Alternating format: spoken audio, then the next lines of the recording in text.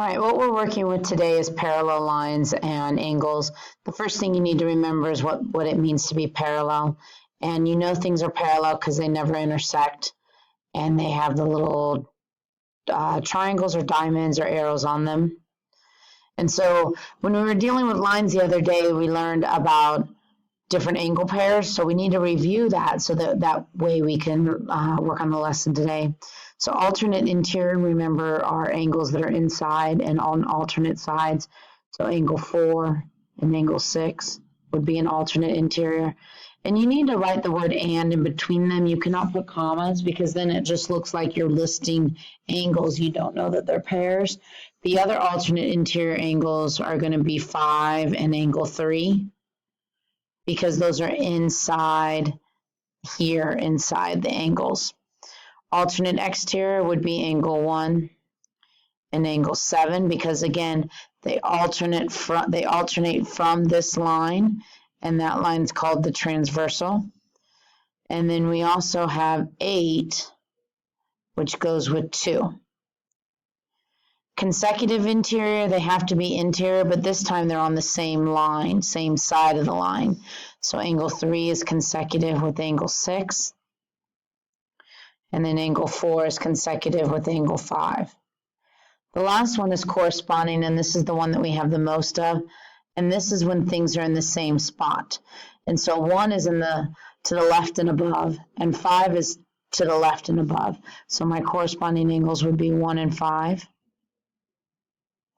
And then I also have 2 and 6. And then 3 and 7. And 4 and 8. So those are all our corresponding angles. Now what we're learning today is that when things are corresponding, or when things are parallel, there's relationships. So when you have parallel lines, you have relationships. And the relationships are that alternate interior angles are equal, alternate exterior angles are equal, and corresponding angles are equal. So angle 1 is equal to angle 7 because those are alternate exterior. But then it's also equal to angle 3 because it's vertical, and 5 now because those are alternate interior. But if you notice, look here, 1 and 5 are corresponding, 3 and 7 are corresponding. So those angles are equal. Now, when angles aren't equal, then they have to add up to 180. So those are the consecutive ones that add up to 180. So 6 is the same, adds up to 180 with 3. Because those two are next to each other, they add up to 180. So let's go ahead and let's look at the first set of examples. Let's look at 1 and 2. So the first thing I do is I always figure out what's parallel, and it says A is parallel to B. So maybe I can color this in that says it's parallel and change colors because blue doesn't stand out very much. So now what I like to do is I like to fill in all the other 55s. Well, this is also a 55 because it's corresponding. And this one's a 55 because they're alternate interior.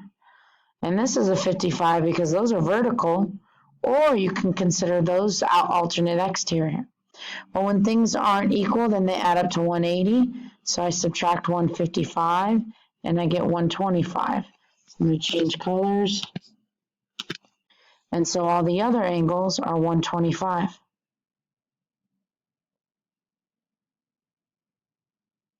So now try number 2 on your own, and when you think you're ready, hit play. All right, so the first thing you should have done was try and find all the 131s. And look, they're opposite each other. And then these are opposite each other in the same position. They're in the same place. Then to find the other angles, I do 180 minus 131, which is 49. And so the other angles are 49.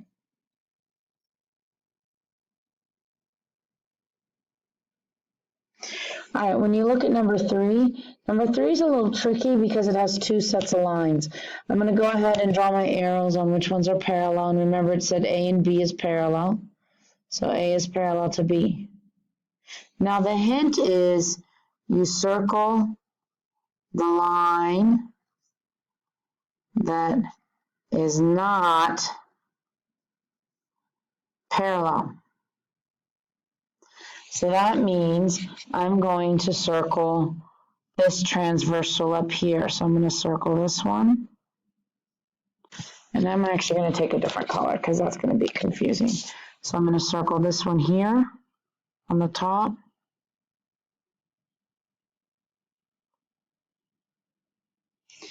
And then I'm going to circle this one down here. And I'll use a different color for this one.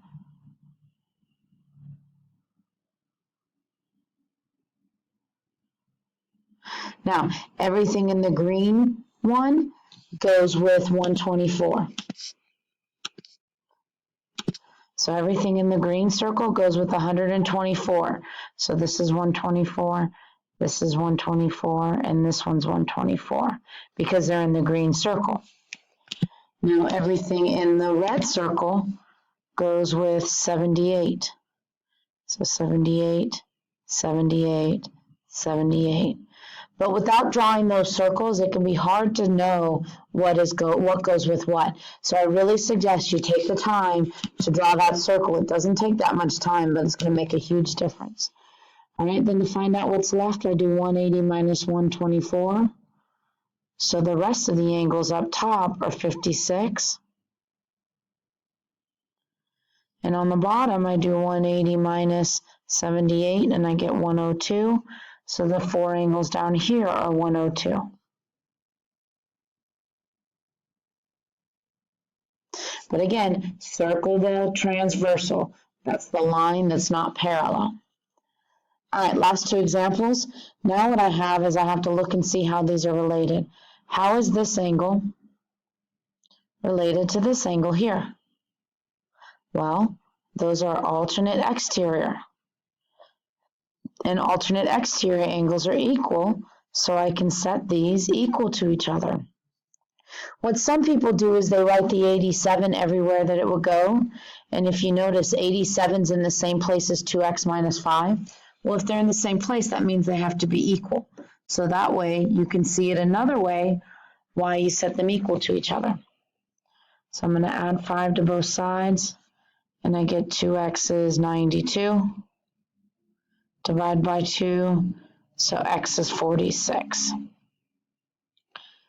Now on number 5, I look at this angle here and this one here. Well, those are not even the same because one's acute and one's obtuse. These are consecutive interior. And consecutive interior equal 180. So it's one angle, which is 3x minus 14, plus the other angle, which is 2x plus 9, equals 180. Combine my x's and I get 5x.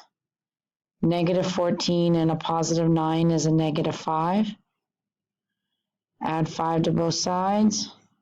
So I get 5x is 185. And divide by 5. And I get x is 37.